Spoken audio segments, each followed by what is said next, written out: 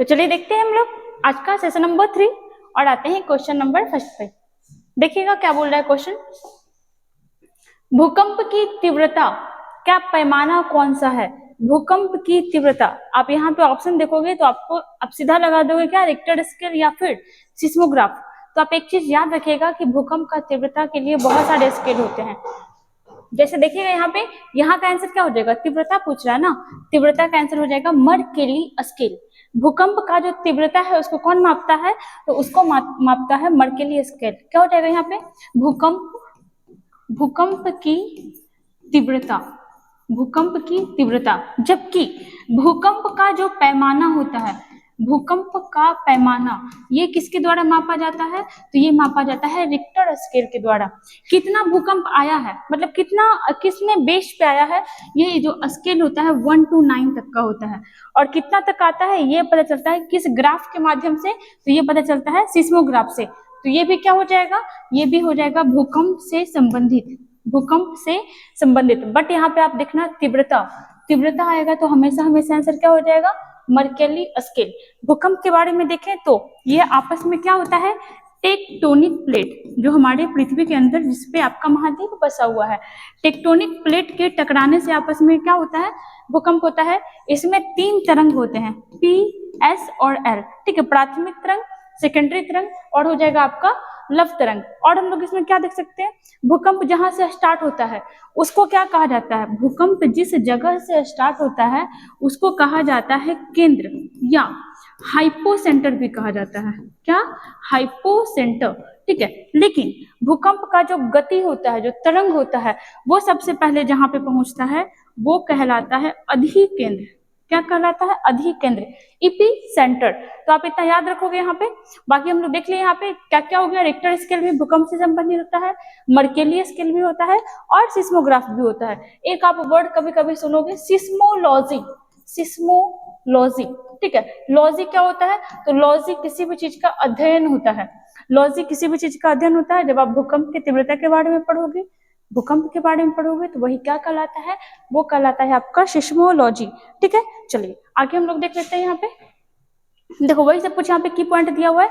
एक चीज और यहाँ पे याद रखिएगा, जैसे देखिएगा ये जो आपका रिक्टर स्केल है, ठीक है, ये जो आपका रिक्टर स्केल है इसकी खोज कौन किया था, या फिर इसका आविष्कार कह सकते हैं, खोज करना सही नहीं होगा, आविष्कार कौन किया था? तो चार्ल्स रिक्टर। ठीक है, चार्ल्स रिक्टर नाम का एक आदमी था। ठीक है, वही इसका आविष्कार किया था कब, 1935 में, 1935। चलो आते हैं हम लोग नेक्स्ट क्वेश्चन में और देखिएगा अब कुछ कुछ यहीं पे दिया हुआ है वही सब चीज जो अभी देखे थे हम लोग। जैसे देखिएगा 3 तरंग होता है, पी तरंग, एस तरंग, एल तरंग, प्राइमरी तरंग, सेकेंडरी तरंग और एल से लव तरंग। इसका जो आपका खोज किया था 1935 में चार्ल्स एफ रिक्टर के द्वारा किया गया था। भूकंप का जो आपका यहाँ पे देखिएगा, भूकंप का जो तीव्रता होता है ये मर्केली स्केल से, और परिमाण जो होता है ये आपका किससे पता चलता है, तो ये पता चलता है रिक्टर स्केल से। ठीक है, आते हैं क्वेश्चन नंबर नेक्स्ट में। देखिएगा इंपॉर्टेंट है ये भी, देखिएगा संविधान सभा के अस्थायी उपाध्यक्ष कौन थे? आप अध्यक्ष के बारे में बहुत बार पढ़े होंगे कि संविधान सभा का अस्थायी अध्यक्ष कौन था।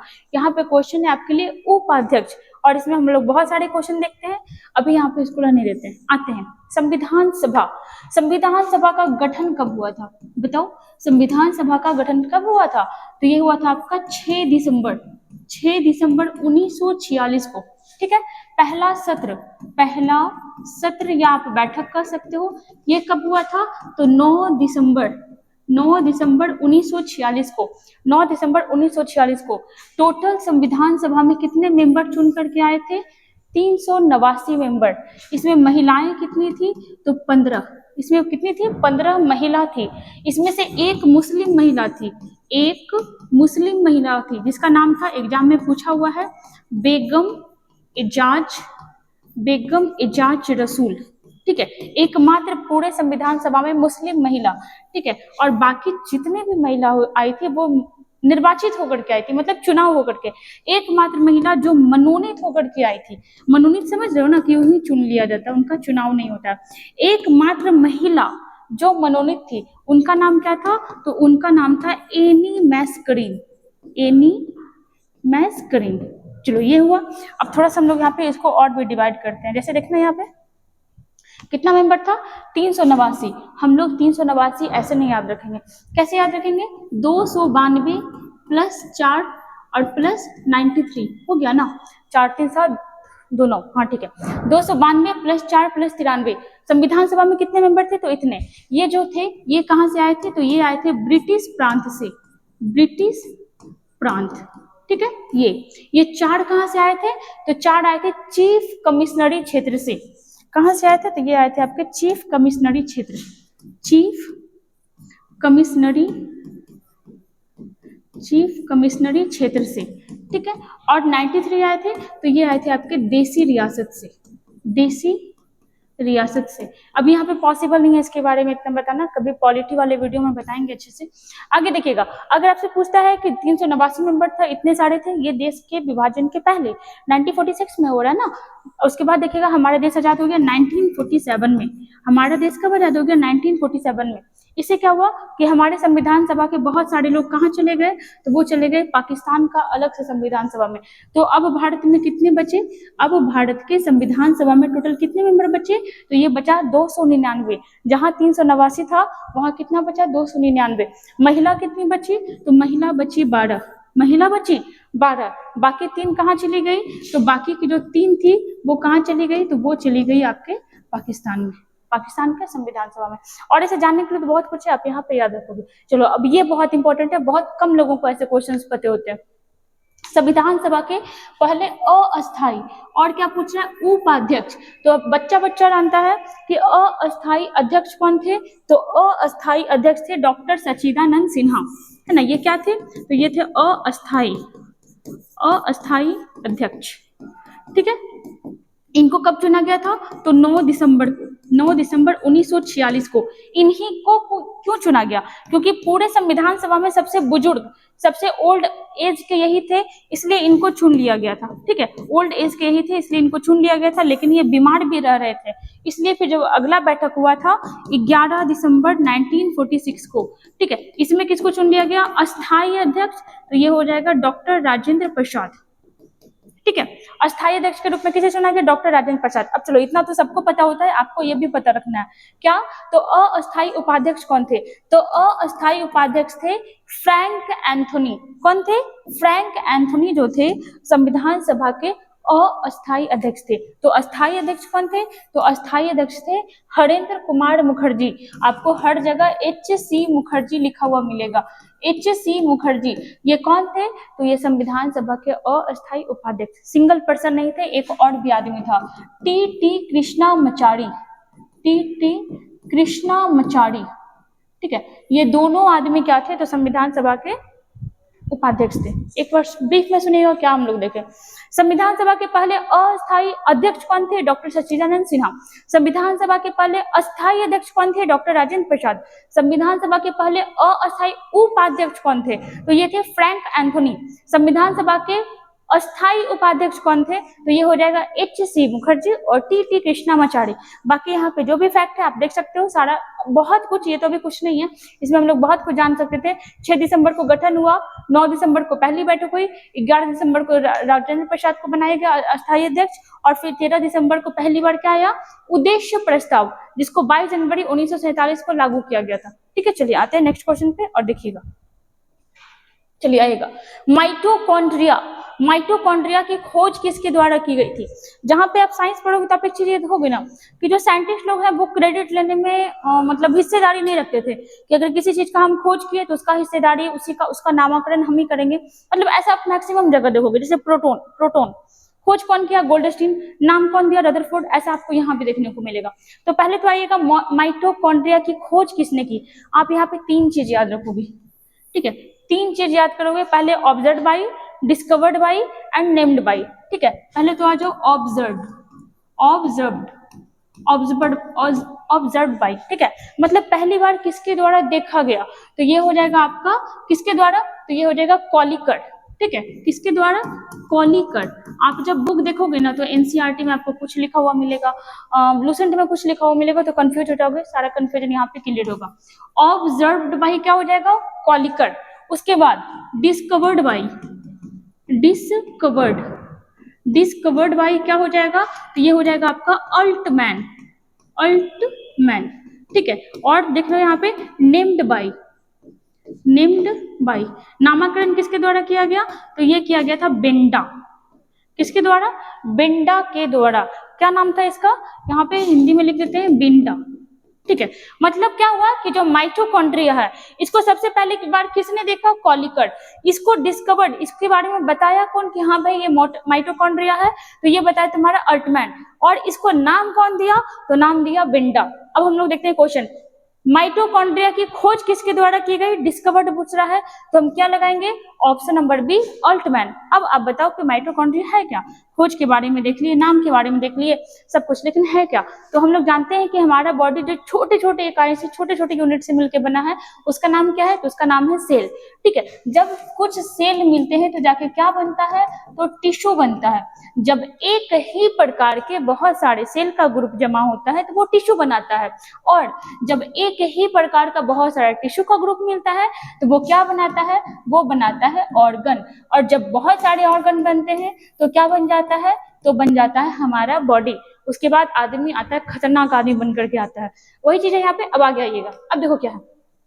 तो ये सेल, कहने को तो हम कह दिए कि सेल जो है सबसे छोटी यूनिट है, इत्तू का भी सेल नहीं होता है। सेल इतना छोटा है कि होता है कि आपको नेक डाई से दिखेगा भी नहीं। फिर भी चलो इसको हम क्या चीज है? माइक्रोस्कोप से ही देखें। सेल को बड़ा देख लिए तो आपको यहाँ पे छोटा सा ऑर्गन मिलेगा सेल के अंदर, इसको सेल ऑर्गेनल कहा जाता है। माइटोकॉन्ड्रिया, आपको माइटोकॉन्ड्रिया मिलेगा, आपको बहुत कुछ मिलेगा, गोल्जी बॉडी मिलेगा, सेंट्रोसोम मिलेगा, न्यूक्लियस मिलेगा, इसमें आपका क्रोमोसोम होगा, डीएनए होगा, और क्या क्या हो सकता है? राइबोसोम हो जाएगा, एंडोप्लाज्मिक रेटिकुलम हो जाएगा। मतलब जिस सेल को हम लोग सबसे छोटा बोल रहे थे, उस सेल के अंदर भी इतना सारा सेल ऑर्गेनल है। मतलब सेल सबसे छोटी इकाई नहीं हो सकती है। राइबोसोम वो सेल का सबसे छोटा पार्ट होता है। तो आप इस टाइप से याद रखोगे इसको। अब आ जाओ, हम लोग माइटोकॉन्ड्रिया को उठा लिए यहाँ पे, ठीक है। अब माइटोकॉन्ड्रिया के बारे में आप क्या याद रखोगे?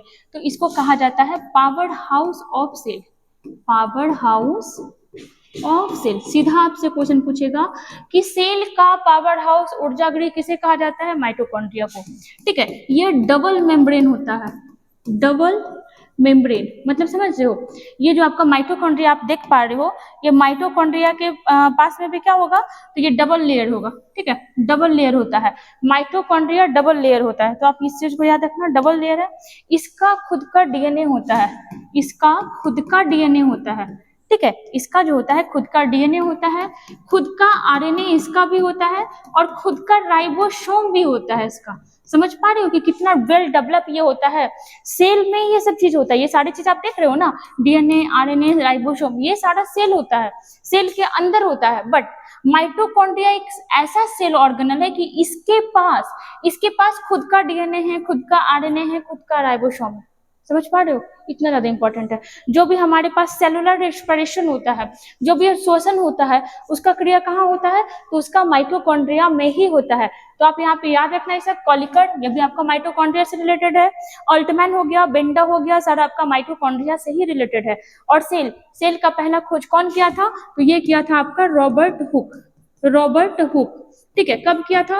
1665 ईस्वी में। लेकिन ये क्या किया था? एक इत्ती को पेड़ था, उस पेड़ का इत्ती को पार्ट तोड़ा और मतलब काटा, और उसमें देखा, चूंकि पेड़ के पार्ट से इसको अलग कर दिया तो वो सेल मर चुका था, तो इसको कुछ पता नहीं चला। फिर एक और आए, वो आए ल्यूवेनहॉक, ठीक है, एंटोनी वॉन ल्यूवेनहॉक।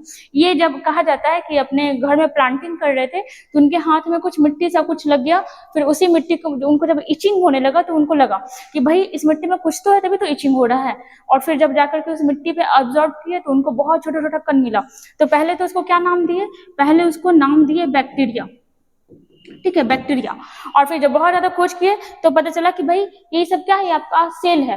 तो आप याद रखना कि बैक्टीरिया का खोज, ठीक है, लिविंग बैक्टीरिया का खोज, सॉरी, बैक्टीरिया का खोज और लिविंग सेल का खोज दोनों कौन किया? तो दोनों आपका ल्यूवेनहॉक किया, ठीक है। चलो आते हैं क्वेश्चन नंबर नेक्स्ट में, और देखिएगा नेक्स्ट क्वेश्चन, देखिएगा क्वेश्चन नंबर 4। संविधान का कौन सा अनुच्छेद मुख्यमंत्री के कर्तव्यों को परिभाषित करता है? मुख्यमंत्री हम लोग जानते हैं कि राज्य सरकार का मेन अधिकारी, वास्तविक कार्यपालिका प्रमुख कौन होता है? वो होता है मुख्यमंत्री। जबकि फॉर्मल रूप में कौन होता है? तो फॉर्मल रूप में होता है आपका राज्यपाल। सेम प्रकार, मतलब सेम तरीके से जैसे केंद्र सरकार में केंद्र सरकार में जो आपका वास्तविक प्रमुख होता है वो प्राइम मिनिस्टर होता है, और नाम मात्र का ऑफिशियल रूप में होता है वो आपका राष्ट्रपति होता है। यहाँ पे आइएगा, पूछ रहा है कि कौन सा अनुच्छेद मुख्यमंत्री के कर्तव्यों का परिभाषित करता है, कर्तव्यों को परिभाषित करता है। क्या हो जाएगा इसका आंसर? तो इसका आंसर हो जाएगा ऑप्शन नंबर, देखिएगा ए, 167 में परिभाषा दिया गया है कि आपका ये जो मुख्यमंत्री है ये कौन कौन सा काम करेगा। वहीं आप याद रखोगे 164, इसमें क्या बताया गया है कि राज्यपाल जो होता है वो उसका नियुक्ति करता है, किसका? मुख्यमंत्री का। यहाँ पे आप याद रखोगे 164, इसमें बताया गया है कि राज्यपाल जो है आपका, राज्यपाल ये सीएम की नियुक्ति करता है, ठीक है, सीएम की नियुक्ति करता है, ठीक है। ये देखो, जो सीएम होता है, पीएम होता है, इसका नियुक्ति होता है। क्यों? क्योंकि आप कभी ये नहीं सुनोगे कि सीएम का चुनाव हो रहा है, विधानसभा का चुनाव होता है, लोकसभा का चुनाव होता है। विधानसभा का जो चुनाव हुआ वो जो चुन करके आता है तो उस टीम का, उस जो पार्टी का जो मुखिया होता है उसको मुख्यमंत्री बना दिया जाता है, और लोकसभा में जो पार्टी का मुखिया होता है, जो लीडर होता है, उसको क्या बनाया जाता है? तो उसको प्रधानमंत्री बना दिया जाता है। वही चीज है यहाँ पे, तो 164 भी आप याद रखोगे। वहीं पे हम लोग सारा ऑप्शन देखें, इंपॉर्टेंट है। 123 में क्या है? ये आपका बिहार दरोगा में आया हुआ क्वेश्चन है कि राष्ट्रपति के द्वारा अध्यादेश लाया जाता है। राष्ट्रपति के द्वारा अध्यादेश, जिसको हम लोग इंग्लिश में क्या बोलते हैं? ऑर्डिनेंस लाया जाता है। इसका चर्चा 123 में है, जो टेम्पोररी कानून होता है, कुछ समय के लिए होता है, 6 महीना या 6 सप्ताह। वहीं पे आर्टिकल 213 में क्या है कि राज्यपाल भी अपने राज्य में क्या ला सकता है? तो अध्यादेश ला सकता है। इस चीज का चर्चा कहाँ है? तो आर्टिकल 213 में। आर्टिकल 100 में आओगे तो आर्टिकल 100 का 2 चीज आप याद रखोगे, 100 का 1 और 100 का 3, ठीक है। आप यहाँ पे क्या याद रखोगे? 100 का 1 और 100 का 3। अब देखिएगा यहाँ पे क्या है, तो 100 के 1 में कहा गया है, 100 के 1 में क्या बोला गया है? तो 100 के 1 में बोला गया है, ये जो आपका कौन होता है? लोकसभा स्पीकर, है ना। लोकसभा स्पीकर जो होता है, लोकसभा स्पीकर अपना निर्णायक मत देगा, ठीक है, निर्णायक मत देगा। और वही 100 के 3 में क्या कहा गया है कि गणपूर्ति या कोरम की संख्या कितनी होनी चाहिए? तो 1/10। एक बार समझ लेना ब्रीफली कि दोनों क्या है। तो लोकसभा स्पीकर जो होता है वो हर हमेशा वोट नहीं करता है, वो तभी वोट करता है जब आपका वोटिंग का टाई हो जाता है, मतलब बराबर में आ जाता है, तब वो वोट करता है। और लोकसभा स्पीकर जो वोट करेगा निर्णायक मत, आपसे क्वेश्चन क्या आएगा कि लोकसभा स्पीकर के निर्णायक मत का चर्चा कहाँ किया गया है? तो आर्टिकल 100 में। क्लाउड भी पूछ लेगा तो आप एक बताओगे। वहीं अगर आपसे पूछ लेता है कि आपका जो गणपूर्ति मतलब लोकसभा में मान लो कि कितना मेंबर है? 545, तो कम से कम, ठीक है, कम से कम 55 लोग आना चाहिए, तभी काम शुरू होगा, 1/10। इसका चर्चा कहाँ है? तो आर्टिकल 100 के 3 में। आते हैं क्वेश्चन नंबर नेक्स्ट में, देखिएगा, इनमें से कौन सा वंश विजयनगर साम्राज्य का नहीं है? विजयनगर साम्राज्य। अब यहाँ पे देखिएगा, विजयनगर साम्राज्य, इसकी स्थापना कौन किया था? तो विजयनगर साम्राज्य की स्थापना किया था 1336 ईस्वी में हरिहर एवं बुक्का। नाम आप जरूर सुने होंगे, 1336 ईस्वी में। नाम क्या था? तो हरिहर और बुक्का नाम का 2 भाई था, वो क्या किया? तो वो विजयनगर साम्राज्य का स्थापना किया था 1336 ईस्वी में। इसमें क्या था? तो इसमें 4 राजवंश था। क्या था? 4 राजवंश था। नाम क्या था चारों का? तो चारों का नाम इस टाइप से था, देखिएगा क्या नाम था? तो पहला तो था आपका संगम वंश, ठीक है। दूसरा था आपका सालूब वंश, तीसरा था तुलुव वंश, ठीक है, तुलुव वंश, और चौथा था अराविडु वंश। कितनी बार ऐसा हुआ है कि चारों का क्रम ही पूछ लिया है एग्जाम में कि विजयनगर साम्राज्य में जितने भी वंश थे चारों को क्रम वाइज सजाओ, तो क्या हो जाएगा? संगम, सालूब, तुलुव और अराविडु। इसमें से तुलुव वंश के एक शासक बहुत ज्यादा चर्चित थे और बहुत ज्यादा फेमस रहे थे। नाम क्या था उनका? तो नाम था कृष्णदेव राय, ठीक है, जो आपके बाबर के भी समकालीन थे, मुगल शासक बाबर के समकालीन थे। और देखना यहाँ पे आंसर क्या होगा, पूछ रहा है कौन सा वंश विजयनगर साम्राज्य का नहीं है? तो संगम तो है, सालूब भी है, तुलुव भी है, उनाकीड़ा नहीं है, ठीक है, उनाकीड़ा नहीं है। आंसर क्या हो जाएगा? डी। यहाँ पे क्या हो जाएगा? तो अराविडु। क्या हो जाएगा? P2। आते हैं नेक्स्ट में, देखिएगा विश्व का दूसरा सबसे बड़ा नदी द्वीप कौन सा है? दूसरा पूछ रहा है, पहला सबको पता होता है, पहला कौन हो जाएगा? तो पहला हो जाएगा आपका ग्रीनलैंड, ये हो जाएगा पहले नंबर का। दूसरे नंबर का हो जाएगा आपका न्यू गिनी द्वीप। तीसरे नंबर का हो जाएगा बोर्नियो द्वीप, ठीक है, बोर्नियो द्वीप। और चौथे नंबर पे हो जाएगा मेडागास्कर। मेडागास्कर हमारे लिए ज्यादा इंपॉर्टेंट है, रीजन ये आपका हिंद महासागर में बसा हुआ एक द्वीपीय देश है। इसके बारे में थोड़ा सा हम लोग क्रम वाइज देख लेते हैं। जैसे देखिएगा पहले नंबर पे ग्रीनलैंड, दूसरे पे न्यू गिनी, तीसरे पे बोर्नियो और चौथा पे मेडागास्कर। इसमें चारों आपको बहुत ज्यादा याद रखना। पांचवा हो जाएगा बैफिन, सुमात्रा, होन्सू। होन्सू आपका कहाँ का है? तो जापान का है, हम लोग जानते हैं। विक्टोरिया और ग्रेट ब्रिटेन, एस्लेमर द्वीप, ये सारे आपके द्वीपीय हैं, द्वीपीय देश है, ठीक है, देश टाइप का भी ये बसा हुआ है। और ये आपके क्रम वाइज हो गया, कम से कम आप 1 to 4 कम से कम याद रखना, एग्जाम में क्रम भी पूछ सकते हैं। तो यहाँ पे हमारा आंसर क्या हो जाएगा? यहाँ पे हमारा आंसर हो जाएगा न्यू गिनी द्वीप। जबकि आपसे पूछेगा सबसे बड़ा नदी द्वीप कौन सा है, तो ये हो गया। अगर वो आपका पूछ लेगा तो एक चीज आप याद रखना, माजुली द्वीप, ठीक है, माजुली द्वीप। ये आपका क्या है? तो ये आपका कहाँ बसा हुआ है? ये आपका असम में, ठीक है। कौन सी नदी है वो आप लोग कमेंट करके बताइएगा तो किस नदी पे बसा हुआ। और उसी नदी पे सबसे छोटा भी बसा हुआ है, जिसका नाम है उमानंदा, ठीक है, उमानंदा। दोनों एक ही नदी द्वीप पे बसा हुआ है। नेक्स्ट में आइएगा और देखिएगा, चलिए ये तो देख लिए। आते हैं क्वेश्चन नंबर नेक्स्ट में, कौन सी जनजाति उत्तराखंड की नहीं है? कौन सी जनजाति उत्तराखंड की नहीं है? ऑप्शन देखिएगा, जौनसारी, बुक्शा, भोटिया और वाचकमा। ये क्या लिख दिया? चकमा लिखना था, ठीक है, चकमा। तो आंसर क्या हो जाएगा? ऑप्शन नंबर डी, चकमा। चकमा आपका उत्तराखंड का नहीं है, ये कहाँ का है? तो चकमा जनजाति जो आपको बांग्लादेश में पाया जाएगा, बांग्लादेश में, अरुणाचल प्रदेश में, मिजोरम में। मतलब आपको लोकेशन या फिर नाम देख के आपको लग रहा होगा कि उत्तर पूर्वी राज्य में ये आपका मैक्सिमम पाया जाता है। बाकी हो गया जौनसारी, बुक्सा, भोटिया, ये तीनों कहाँ का है? तो ये है आपका उत्तराखंड का। जैसे देखिएगा, बात करें उत्तराखंड के बारे में, देखिएगा यहाँ पे उत्तराखंड के बारे में अगर देखें तो उत्तराखंड किससे अलग हुआ था?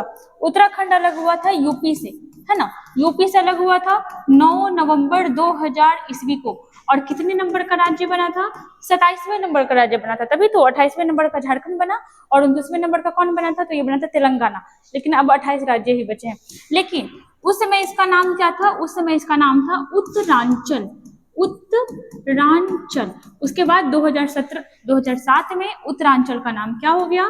तो 2007 में उत्तरांचल का नाम हो गया उत्तराखंड। कल ही हम लोग देखे थे चिपको आंदोलन। चिपको आंदोलन कहाँ से रिलेटेड था? तो ये रिलेटेड था आपका उत्तराखंड से। भारत का पहला नेशनल पार्क जिसका नाम था Jim Corbett national park, Jim Corbett national park. वैसे पहले इसका नाम पूछ लेगा तो पहले नाम क्या था? पहला मतलब इसका नाम बाद में चेंज हुआ था जिम कॉर्बेट। पहले क्या नाम था? पहले नाम था heli national park, heli national park. ये कहाँ था? तो ये था आपका उत्तराखंड में। उसके बाद इसका नाम चेंज हो गया जिम कॉर्बेट। अभी यहाँ के सीएम कौन है? तो सीएम है पुष्कर सिंह धामी, पुष्कर सिंह और धामी, तीन मतलब एक ही आदमी है। गवर्नर कौन हो जाएगा? तो गवर्नर हो जाएगा आपका गुरमीत सिंह, गुरमीत सिंह, ठीक है। रिसेंटली यहाँ मदर मिल्क बैंक स्टार्ट हुआ है, मदर मिल्क बैंक, ठीक है, आप इतना याद रखोगे। आते हैं नेक्स्ट क्वेश्चन में और देखिएगा, आरबीआई की पहली महिला गवर्नर कौन बनी थी? RBI, reserve bank of India, ठीक है, रिजर्व बैंक ऑफ इंडिया। पहले तो हम लोग इसका इतिहास देखते हैं। रिजर्व बैंक ऑफ इंडिया जो है किसकी कमेटी से? तो young Hilton committee, young Hilton committee की सिफारिश पर इसकी स्थापना की गई। एक्ट कौन सा था? तो एक्ट था आरबीआई एक्ट 1934, ठीक है। 1935 में इसकी स्थापना की गई। उस समय इसका मुख्यालय कोलकाता था। 1937 में क्या किया गया? तो 1937 में इसका मुख्यालय कहाँ किया गया? तो ये किया गया मुंबई, ठीक है। उसके बाद 1 जनवरी, ठीक है, ये 1 अप्रैल हो जाएगा, 1 जनवरी 1949 को इसका क्या हो गया? नेशनलाइजेशन, राष्ट्रीयकरण, ठीक है। क्या हो गया? 1 जनवरी 1949 को इसका राष्ट्रीयकरण हुआ। इसके पहले गवर्नर, ठीक है, पहले गवर्नर कौन थे? तो ये थे आपके Osborne Smith, Osborne Smith, Osborne Smith. और पहले भारतीय गवर्नर कौन थे? First Indian governor, first Indian governor, तो ये कौन हो जाएगा? ये हो जाएगा C.D. देशमुख, C.D. देशमुख। यहाँ पे हमारे से क्वेश्चन क्या पूछा? हमारे से क्वेश्चन पूछा कि पहली महिला RBI गवर्नर कौन थी? तो अभी तक कोई भी महिला RBI गवर्नर नहीं बनी है, उप महिला बनी है, उप गवर्नर बनी है, उप गवर्नर। बट अभी करंट में गवर्नर कोई नहीं बनी है। और उप गवर्नर कौन बनी थी? तो ये बनी थी KJ उदेशी, KJ उदेशी। चलो अब आते हैं क्वेश्चन पे। पूछ रहा है कि RBI की पहली महिला गवर्नर कौन बनी थी? तो भाई अभी तक तो कोई नहीं बनी है। उप गवर्नर कौन बनी थी? तो उप गवर्नर बनी थी KJ उदेशी, उप गवर्नर, ठीक है। एक बार इनका नाम बहुत चर्चा में आया था, अरुंधति भट्टाचार्य। ये SBI की, ये जो है SBI की पहली महिला गवर्नर बनी थी, SBI की पहली महिला गवर्नर। तब ऐसा चर्चा में था कि ये जो अरुंधति भट्टाचार्य है ये RBI की भी बनने वाली, बट नहीं बनी अभी तक। सुरेखा यादव के बारे में आप याद रखोगे कि ये भारत ही नहीं एशिया, ठीक है, भारत ही नहीं पूरे एशिया में पहली महिला लोको पायलट, पहली महिला कौन? तो लोको पायलट बनने वाली पहली महिला कौन थी? सुरेखा यादव, पहली महिला लोको पायलट, ठीक है। और वंदे भारत में उड़ाने वाली, मतलब चलाने वाली, वंदे भारत चलाने वाली पहली महिला कौन बनी? तो वो भी बनी है सुरेखा यादव। आप इतना याद रखोगे। आते हैं क्वेश्चन नंबर 9 में। DNA में स्थित साइटोसिन और गुआनिन के बीच कौन सा हाइड्रोजन आबंध होता है? DNA हम लोग जानते हैं हमारे बॉडी में DNA होता है, ठीक है। कहाँ पे होता है? तो आपका ये न्यूक्लियस में होता है। अगर ये सेल है तो इसके अंदर एक न्यूक्लियस, और इसी न्यूक्लियस में क्या होता है? DNA होता है। और उसे DNA में क्या होता है? क्रोमोसोम होता है। DNA, क्रोमोसोम, न्यूक्लियस सब एक ही में होता है। अब यहाँ पे आइएगा, आपसे पूछ रहा है साइटोसिन और गुआनिन, ठीक है। अब देखो आप इसको कैसे याद रखोगे? नॉर्मल आप याद रखोगे AT, ठीक है, और GC, बस आपको इतना ही याद रखना है और याद हो गया। अब A से क्या हो गया? तो A से हो गया आपका एडिनिन, एडिनिन। T से हो गया आपका थाइमिन, थाइमिन, ठीक है। और G से हो गया आपका गुआनिन, गुआनिन। और C4 हो गया आपका साइटोसिन, साइटोसिन। अब यहाँ पे हम लोग हाइड्रोजन आबंध बना देते हैं। इसके बीच क्या होता है? डबल बॉन्ड होता है। और ये दोनों के बीच क्या होता है?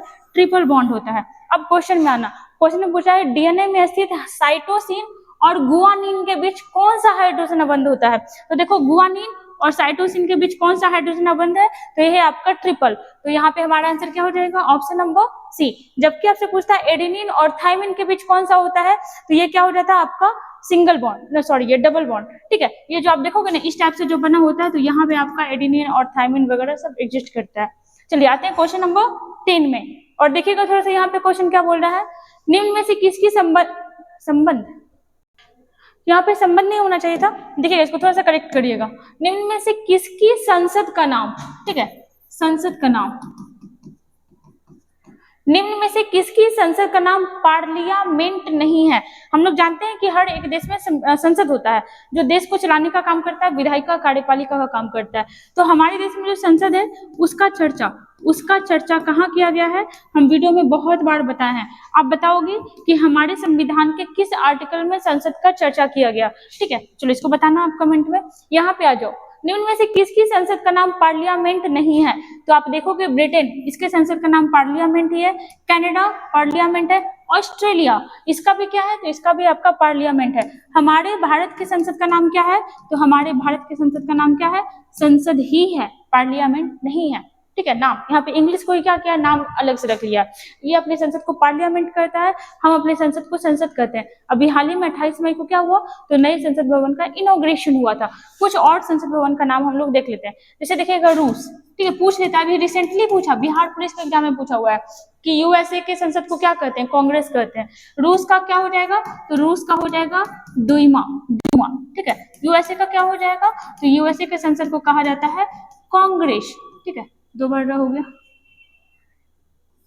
कांग्रेस, ठीक है। उसके बाद नेक्स्ट में हम लोग देखते हैं भारत। भारत की संसद का नाम क्या हो जाएगा? तो भारत की संसद का नाम ही हो जाएगा संसद, ठीक है। जैसे ईरान, ईरान की संसद का नाम क्या है? तो ईरान की संसद का नाम है मजलिस, ठीक है। अफगानिस्तान की संसद का नाम, तो अफगानिस्तान की संसद का नाम है, बताओ क्या होगा? सूरा, सूरा।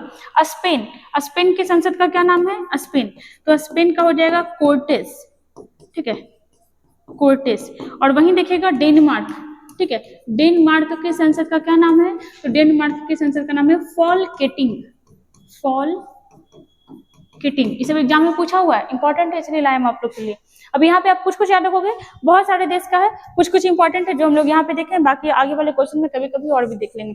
तो यहाँ पे आंसर क्या हो जाएगा? Option number D. और संसद का चर्चा कहाँ है? तो वो तो आप ना बताओगे, बताना कि संसद का चर्चा किस आर्टिकल में किया गया। यहाँ पे हमारा 10 क्वेश्चन कंप्लीट हुआ विद एक्स्ट्रा फैक्ट के साथ। ऐसे ही हमारे साथ बने रहिए, पढ़ते रहिए और हमारे वीडियो को लाइक सब्सक्राइब भी करते रहिए।